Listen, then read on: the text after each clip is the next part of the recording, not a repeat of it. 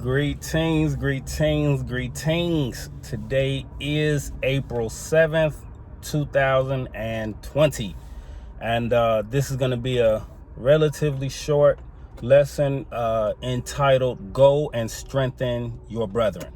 All right? Go and strengthen your brethren. We're going to jump right in and firstly and foremostly give honor to our Abba Yahuwah, the Father of lights, and to the Son, the Mashiach, Yahuwshuwa, and just give them all of the halal, all of the praise and the honor that is due unto the names of our Elohim. But yeah, turn to Luke chapter 22. Luke chapter 22. And today is, it's nothing that's going to be widely unknown, but some things that really need to be touched on in this time. We're going to start at verse 32.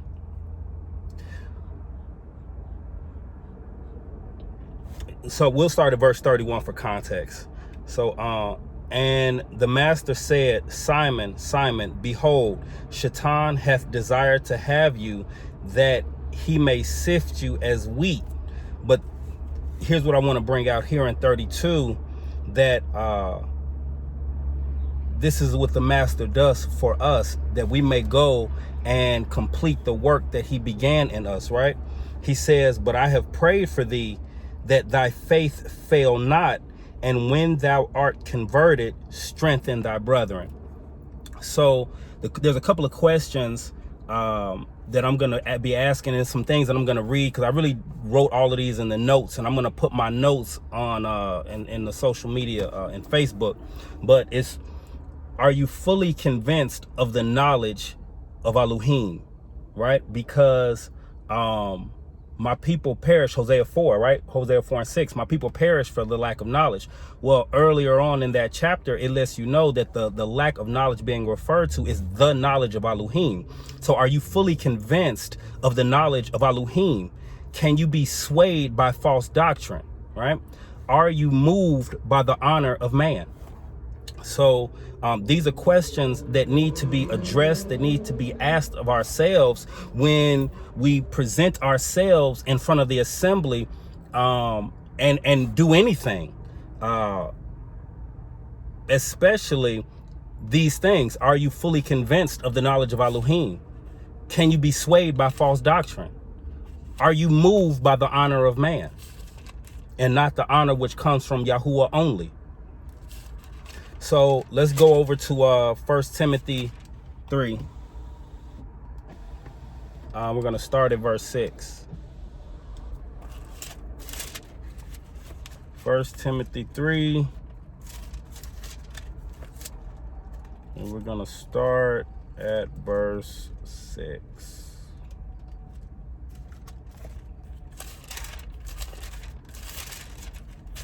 So it reads, and this is, in context, this is referring to verse 2, where it talks about a bishop must be blameless, the husband of one wife, vigilant, sober, of good behavior, given to hospitality, apt to teach, right? So it's dealing with, in this context, the qualifications of a bishop. But when we go and break down what that word bishop is, it really just means an overseer. It's nothing special about the name or the title. It's just an overseer. It's one who's been given governance over an assembly. It's one who's been given to be in a position to bring forth the word, apt to teach, right? And so in this context and in this wise, this vessel, this person ought not to be a novice, least, in verse 6 I'm reading, not a novice, least being lifted up with pride, he fall into the condemnation of the adversary or the devil. And so what I wrote here is, knowledge has a way of inflating one's ego, and unless the master teacher, Yahuwshuwa, is commanding your mouth, you may fall into the error of pride and arrogance, right? Because knowledge, like I said, has a way of puffing up. As you grow in knowledge, you really need to allow the Father and Yahuwshuwa that's dwelling in you to govern that in which you think you know, right? Let's turn over to Proverbs 16. I'm going over to Proverbs 16, and we're going to start, and we're just going to read verse 18, right? And we're really just going to take our time and luxuriate ourselves in the script and allow Elohim to bring out of the script that in which is needed for any vessel under the power of these words to bring them to the place where Elohim has called you to be. All right. And so verse 18, pride goeth before destruction, and a haughty spirit or a haughty ruach before fall. Okay. And so what really is needed to be understood here is there is a way to through just self-awareness, through checks and balances, if you will, to notice the warning signs and repent. Because the reality is you don't just automatically switch over into a mode, right? There are things that happen that bring you to whatever emotional state that you might be in. And so once you are aware of self, you can then go on to notice your actions in a particular situation.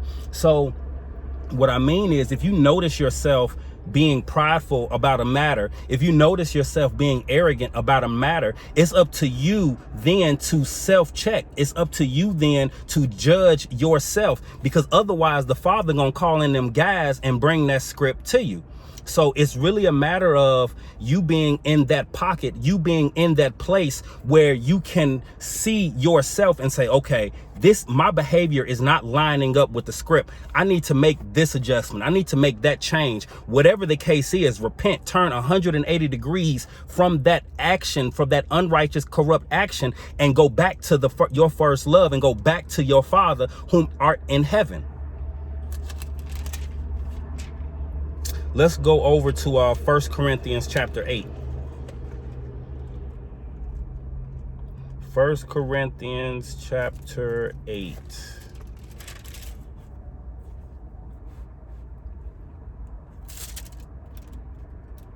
Let's see.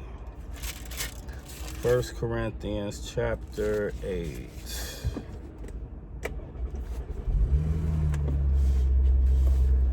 Excuse me. Okay, pardon me, a little hot. So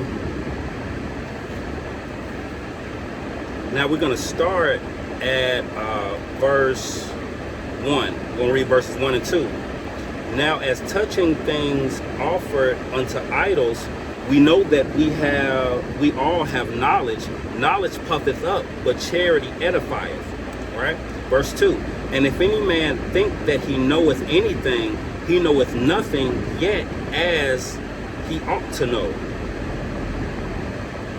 And what I'm getting at here is this, that again, knowledge has a way of inflating your emotional state, because you then begin to think you know more than you actually know. So there is a way, and there is, and don't get me wrong, the script instructs us to hunt knowledge, wisdom, and understanding, right? As the deer panteth after water, we're supposed, and I'm paraphrasing here, we're supposed to go and grab that knowledge, wisdom, and understanding.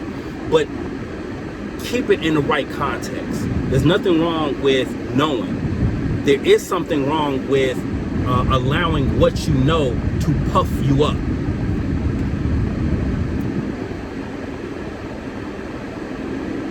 Let's go over to stay in Corinthians. Let's go over to 1 Corinthians 13, and we're going to just read verse 9.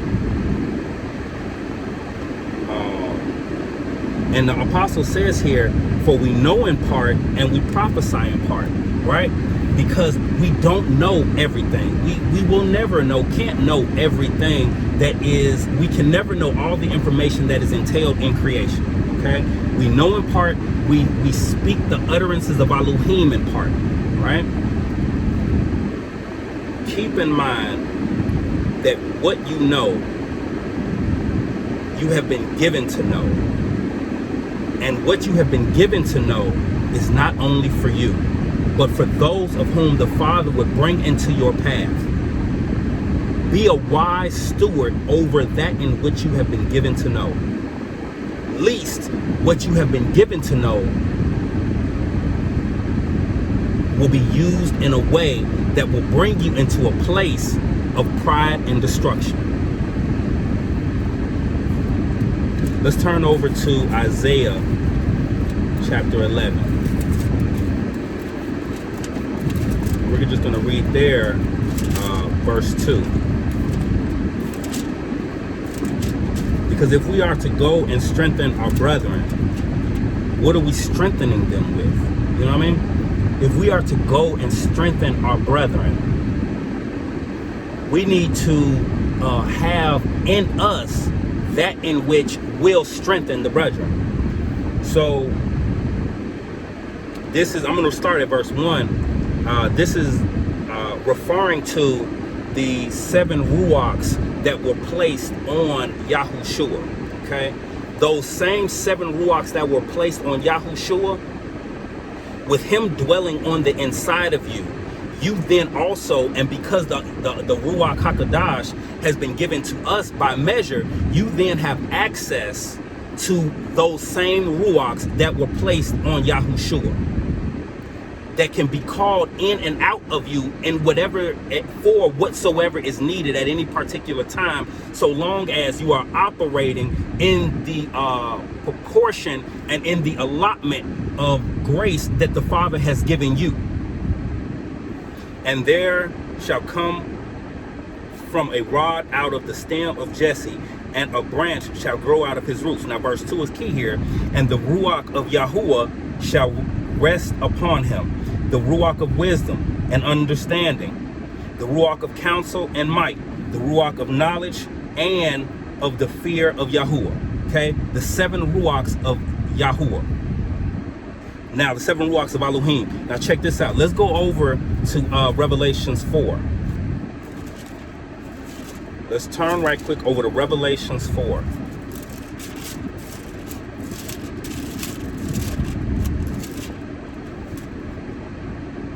We're going to read verse 5. And out of the throne proceeded lightnings and thunderings and voices.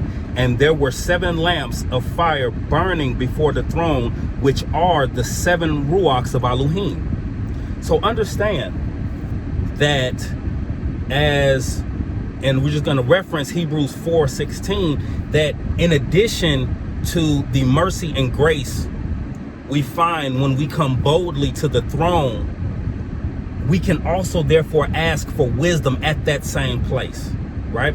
Let's jump over to James 1.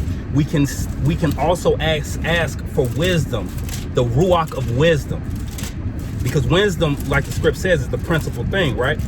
So in all thy getting, get understanding. Let's grab some of that wisdom, so we know how to interpret and apply the knowledge and understanding that we are obtaining from every situation, right? Because we're to get understanding from everything that you go through. You're to get understanding from it, but it requires wisdom to properly apply that knowledge and understanding that you have obtained from the situation. James 1. And again, we're just luxuriating ourselves in the scriptures. We're not going to rush through them. We're just going to kind of parlay in the word. James 1, and we're going to read 5 through 7 here. So if any of you lack wisdom, let him ask of Elohim, that giveth to all men liberally and upbraideth not, and it shall be given him. But let him ask in faith, nothing wavering. For he that wavereth is like a wave of the sea, driven with the wind and tossed. For let not that man think he shall receive anything of the master. When you go to the throne, go boldly. How shall you not go boldly? Do you not know who dwells on the inside of you? The creator, the creator of all creation, the master of days. Adonai of hosts, the master of hosts. Yahuwah of hosts dwells on the inside of you if you are his temple. If you make your vessel, a place that does not grieve the Ruach HaKodesh. So understand, the fear of Yahuwah will keep you in the pocket, away from conforming to this world, and allow one to judge with a righteous judgment. I'll repeat that one again. Understand, the fear of Yahuwah will keep you in the pocket, away from conforming to this world, and allow one to judge with a righteous judgment. Let's confirm that. Let's go back over to Isaiah 11, and we're just going to read verse 3 there. Isaiah 11 and verse 3.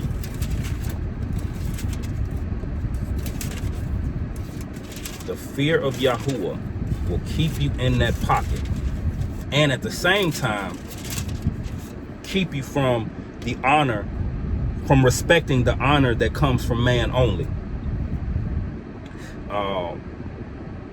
11 verse 3.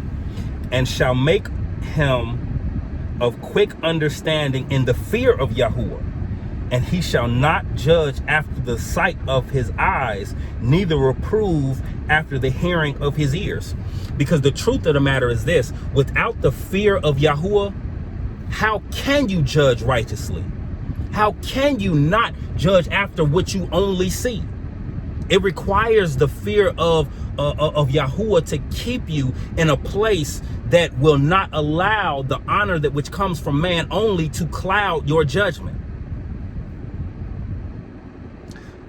Strengthening the brethren is comprised of being a willing vessel for the master in whatsoever is needed at any given time. Strengthening the brethren is comprised of being a willing vessel for the master in whatsoever is needed at any given time. We have to be willing to speak a word in season to him that is weary. Let's turn over to 2 Timothy. 2 Timothy chapter 4. And we're going to read verse 2. The apostle writes here, preached and speaking concerning the word. It says, preach the word, be instant in season, out of season. And here's the key part here: reprove, rebuke, exhort with all long suffering and doctrine. Because when we go to strengthen the brethren, these are things that are required. It's not okay to say you're going to strengthen the brethren and you're not you're not either in position or willing to reprove, rebuke, to exhort, right? To lift up, to tell a brother you're doing a good job, I love you, great job. To reprove, you need not to do that, brethren. You out of pocket. You need to be able to tell the brother these things. The brothers and the sisters, you need to be able to tell the body, the members that make up the assembly these things. At least how are you in a position to strengthen anybody, right? So with all long suffering, with patience, consideration, and with doctrine, not opinion, not what's just coming off the cuff, that does not come from what is all the foundations that have already been laid out by the Mashiach and the apostles and the prophets of old. Let's turn over and confirm this here in Isaiah. Let's go over to Isaiah 50.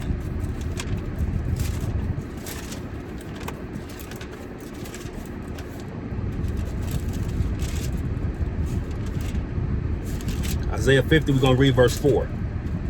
It reads, the Master Yahuwah hath given me the tongue of the learned, that I should know how to speak a word in season to him that is weary.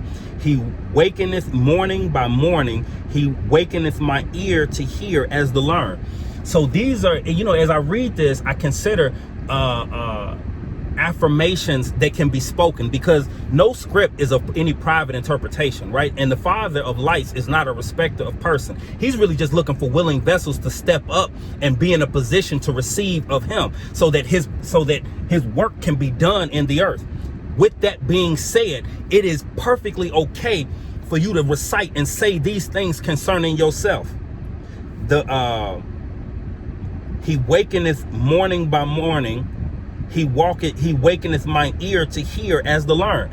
It's perfectly okay for you to ask the Father to wakeneth your ear morning by morning, so that you might hear as the learned. And I'm just going to read verse 5. The Master Yahuwah has opened my ear. So after he's wakened his ear, he opened his ear. And what it says, I was not rebellious, neither turned away back. Because the reality is this: once you begin to hear as the learned, there is a pull that can draw you back. Because the more you know, the more you're responsible for doing. It's not enough to just know, because once you open yourself up to understanding that in which is pleasing unto the Father, you're then responsible for doing that which is pleasing unto the Father. It's better that you don't know than to then know and then just don't do.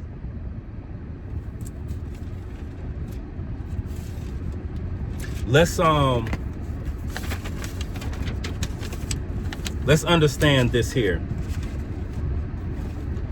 For those who are chosen by the Master, we must be willing to put our vessels on the front lines in order to obtain what is needed to be all things to all men as it's needed.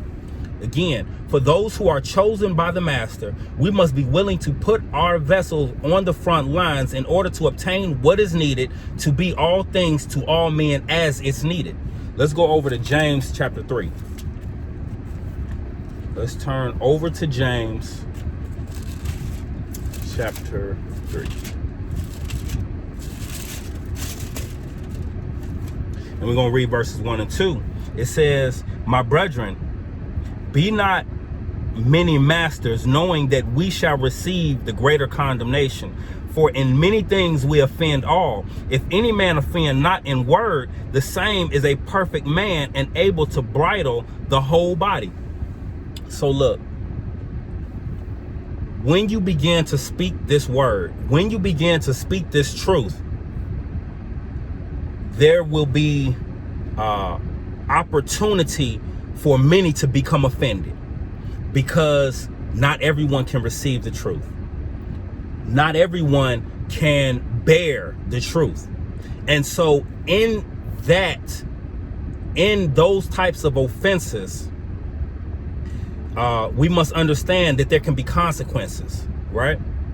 There can be consequences that in speaking the truth that we need to make sure that we're prepared for, especially in these last days.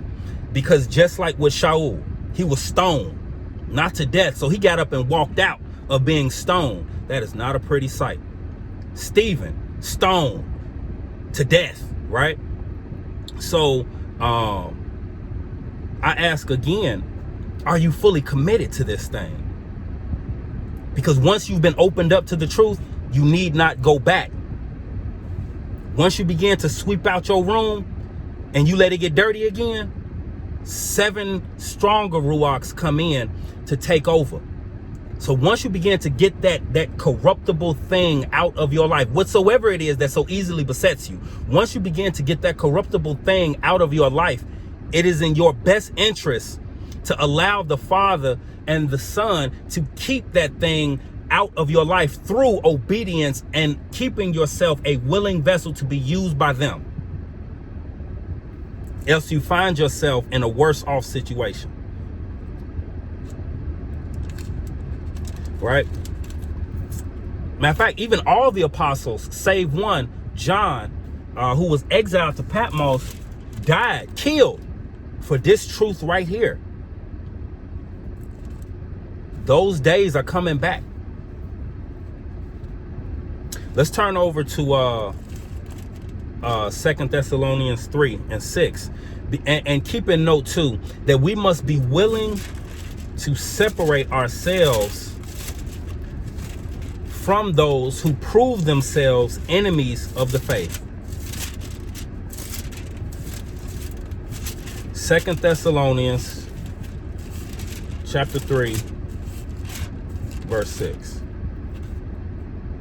Now we command you, brethren, in the name of our Master Yahuwshuwa Ha'Mashiyach, that ye withdraw yourselves from every brother that walketh disorderly and not after the tradition which he received of us. Let's turn over to 2 John chapter 1. And we're going to roll into it. 2 John chapter 1.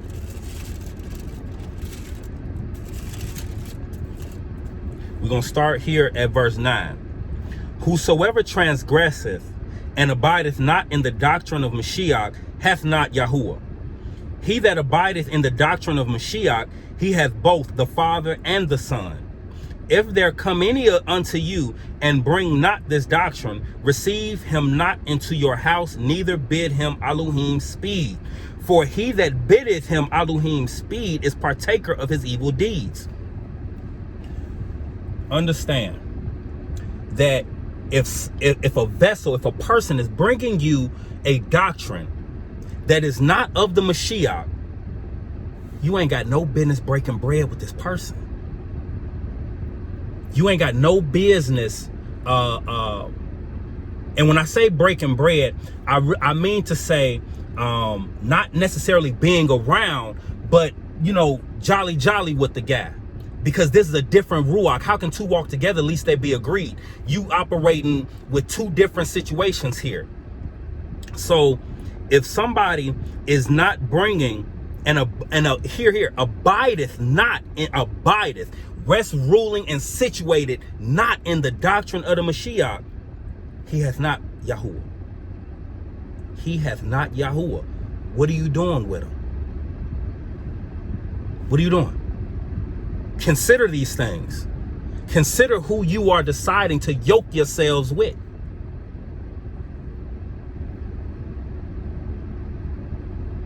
Verse 11 again. For he that biddeth him Elohim speed, or good tidings, or yeah, what's up, dog? Whatever the case may be, being jolly with the fella, you are partaker of his evil deeds. If you don't convict evil, you are partaker of that evil. If you don't, if you are not willing to rebuke that which is necessary to be rebuked, you are therefore partaker of that in which is necessary to be rebuked. Guilty by association. This, however, is not an occasion to haphazardly or unrighteously separate from the brethren. Let's turn over to Hebrews chapter 10.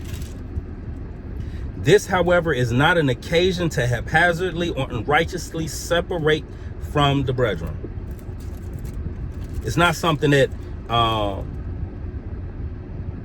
you can just separate yourself just on a whim, just because. That's not what the script is commanding us to do. And quite honestly, in the reverse of that very same thing, let's read verse 25. Not forsaking the assembling of ourselves. Let's read verse 24. Let's restart at verse 23. Let us hold fast the profession of our faith without wavering, for he is faithful that promised. And let us consider one another to provoke unto love and to good works, not forsaking the assembling of ourselves together, as the manner of some is, but exhorting one another, and so much the more as ye see the day approaching. Because truly, the day is approaching where And if you've been keeping track, I mean, this is Rona season, right? So if you've been keeping track, there are countries proposing going in and confiscating housing. There are the world's situation is becoming dire. And sure, I think we're gonna come out of it personally. Now, this isn't thus saith Yahuwah. This is my own thinking based on what I've been noticing and just trying to tracking with research and things like that and how I feel. But I think my judgment is on track and on par in saying this, that I believe that we're gonna come out of this different, yes, but come out of this. That being said, that day is approaching. Right. And as we see the day approaching where we might not have open lines of communication, we might not have the ability to reach out and FaceTime, the ability to reach out and Messenger, Google Meet, Google Hangouts, Skype, WhatsApp, whatever, and touch one of the brethren who lives in a different location, in a different locale than we are. This is why we really need to stay vigilant on. And I appreciate the brother Rob, the Ak Rob. You know, he's like the bridge, the go-between for so many different brothers on, you know, in various continents, to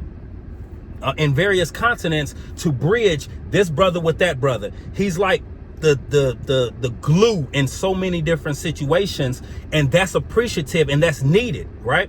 Because there's going to be a day, and that day is approaching, where we may not have that type of access. This is why we need to make sure that we are assembling ourselves. Like if you watch Mike and I, that video that we did talking about Kingdom First, that's on followers, that's over at Followers of the Way. When you go and watch that, you'll see that we're talking about assembling ourselves. This is critical, especially now, as the script says, that day is approaching. That we are exhorting one another, that we're letting each other know, that we're breaking bread one another, that, yeah, brother, you on the right track. Yeah, brother, you not on the right track. You need to get it straight. You need to get it in order. Tighten up, whatever is necessary. It is in this coming together that we break bread amongst ourselves and receive the things of the master as is meat for the body at large. It is at these times of exhortation and coming together that we are able to speak one to another that in which has been given and placed within us to then bring back out and present it to the body at large. What has been given to you is not only for you.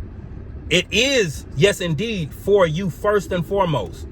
But it's not only for you. It's not for, if you think about water in a sink, right? If you plug up the sink, the water in that sink is going to become stale, right? Over a time, that water in that sink is going to become stale. You won't be able to drink it. You won't be able to wash dishes with it. You won't be able to do nothing with that water. Why? Because you plugged it up. You're hoarding it. You're holding on to it. You got to let that thing flow. You got to unplug and let the water run. So when you don't conduct yourself in this script, when you don't study to show yourself approved, that in which is in you is not flowing out of you. That which is in you is becoming stagnant. The word is life. When it is placed in you through whatever method, whether you are studying, whether you are paying attention to creation and allowing Elohim to present knowledge, wisdom, and understanding you through creation, whatsoever method of communication that you're having with the Father and through the Son, that which is in you needs to come out of you, so that that which is in you can flow and become more. Let's turn over to Matthew 18. Turning to Matthew 18, and we're gonna read verse 20, because what I want to bring out and understand is this, that the spending time amongst the brethren is critically necessary. Why? Verse 8, chapter 18, verse 20. It reads, for where 2 or 3 are gathered together in my name, Yahuwshuwa, there I am in the midst. Where the Son is, there is wisdom, knowledge, understanding. There is the fear of Yahuwah. There is there is all of the 7 ruachs of Elohim. And when those are in us and we are together, you can't help but learn more than what you thought you knew. Listen, how did David know more than the ancients, right? Because he spent time with the Ancient of Days, and the Ancient of Days dwells on each and every one of us. So long as you are called by the name of Yahuwshua and are walking according to his purpose. You cannot be amongst the brethren and just not learn something that the Father through Yahuwshua is placing on the inside of you or inside of the vessels around you to know, because there he is in the midst. Pete, love before all, right? And while we are yet commanded to love our brethren, we must also understand that love can constitute itself in variable ways, and we must be willing to do what is necessary to allow that love to manifest itself in whatever way, is necessary in order to accomplish kingdom business. Remembering, and you can double tap that screen if you're on a device to get that 10 seconds back. If you're watching this on YouTube, let's turn over to 1 John chapter 4.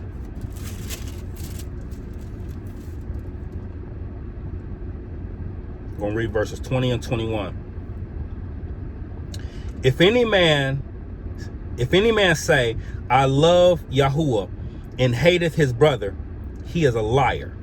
For he that loveth not his brother, whom he hath seen. I'm going to start that one over. If any man say, I love Yahuwah, and hateth his brother, he is a liar. For he that loveth not his brother, whom he hath seen, how can he love Yahuwah, whom he hath not seen? And this commandment have we from him, that he who loveth Yahuwah love his brother also. Right? We are commanded. And these things ought not to be grievous, right? Because if we have the Ruach of Yahuwah dwelling on the inside of us, Yahuwah is love. 1 John 4 and 8 and verse 16 lets us know Yahuwah is love. So if we have the Ruach of Yahuwah dwelling on the inside of us, loving our brother shouldn't be a grievous thing. But if we love not our brother, we have no right and claim to love Yahuwah. We can't make that statement accurately. That's a lie. You can't love Yahuwah whom you have not seen and not love your brother. Let me make sure I said that accurately. You cannot love Yahuwah whom you have not seen and say or do and not commit love unto your brother. Ecclesiastes 3,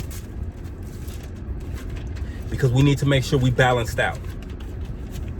There's a time and a place for everything under the sun. Ecclesiastes 3, verse 8. There's a time to love and a time to hate, a time of war and a time of peace. And what I want to bring out is that first part before the semicolon. A time to love and a time to hate. Let's turn over to Zechariah chapter 8, verse 17. And let none of you imagine evil in your hearts against his neighbor, and love no false oath. For all these are things that I hate, saith Yahuwah. Don't let it come out your mouth that Yahuwah don't hate, because he does, and he's very clear on the things in which he does hate. And when you show love to a false oath, when you show love to lies, understand that you are opening yourself up to the judgment of Yahuwah. Because that in which you are operating in is this very same thing that Yahuwah hates. When you imagine evil in your own heart against your neighbor, against a member of the body, you are opening yourself up to the judgment of Yahuwah, the righteous judgment of Yahuwah that comes through Yahushua, because you are operating in that in which Yahuwah hates. Let's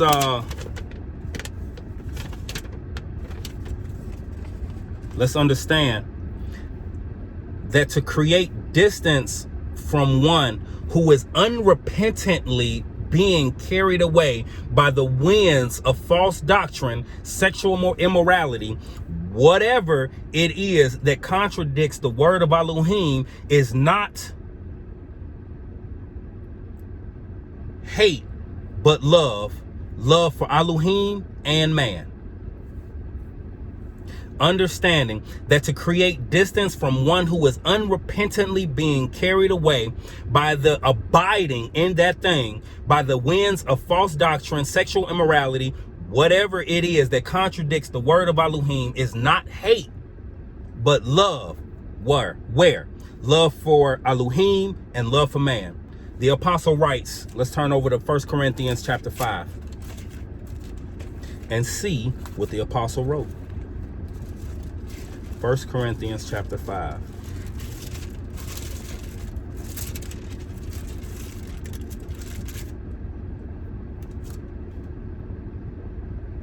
Starting at verse 5.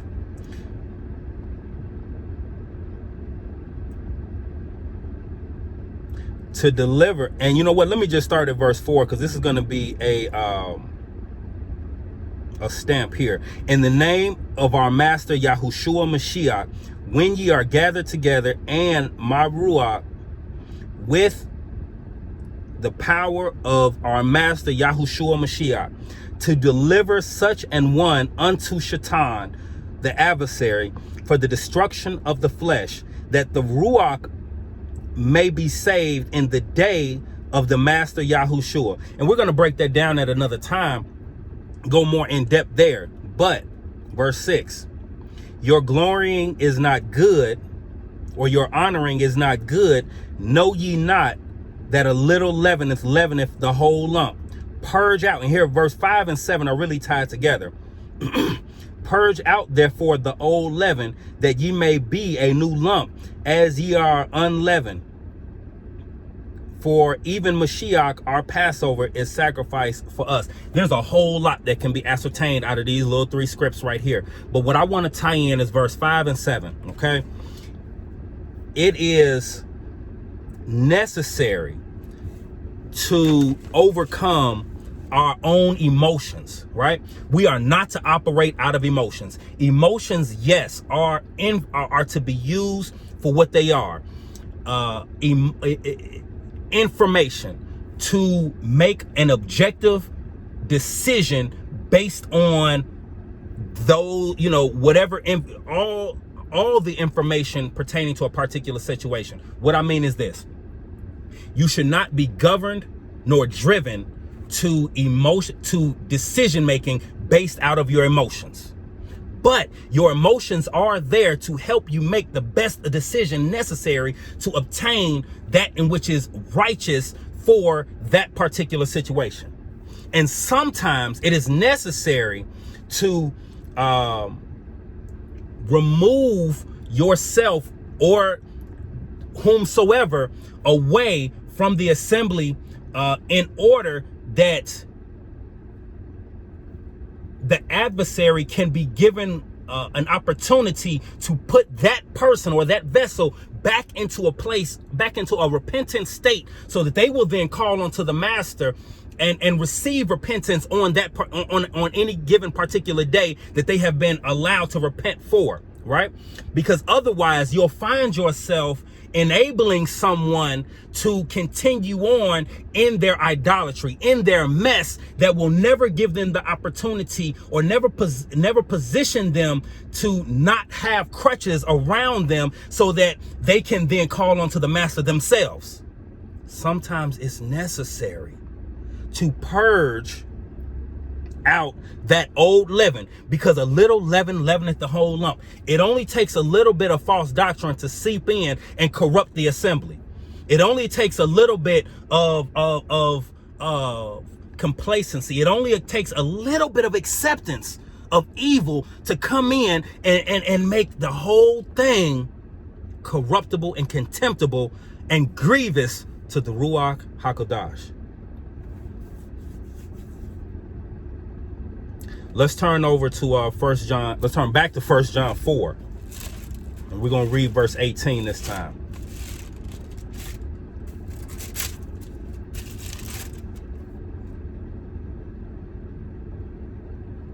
There is no fear in love, but perfect love casteth out fear, because fear hath torment. He that feareth is not made perfect in love.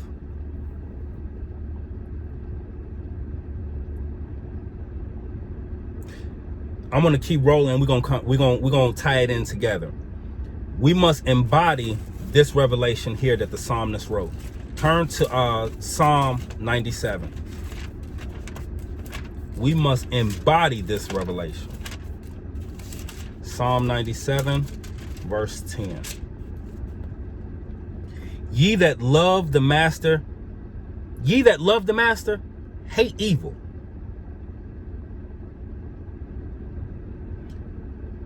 He preserveth the souls of his saints. He delivereth them out of the hand of the wicked. Again, ye that love the master, hate evil. Okay? Until we are willing to hate evil with a perfect hatred, fear will yet dominate in those areas where we find ourselves allowing sin to run rampant, succumbing to the flesh that is yet alive and well, and we will not be capable of loving Yahuwah perfectly, and our love for ourselves and the brethren will be incomplete. Until, and I'm going to repeat that, until we are willing to hate evil with a perfect hatred, fear will yet dominate. We know that love cannot be made perfect in fear. Fear will yet dominate in those areas where we find ourselves allowing sin to run rampant, succumbing to the flesh that is yet alive and well, and we will not be capable of loving Yahuwah perfectly, and our love for ourselves and the brethren will be incomplete.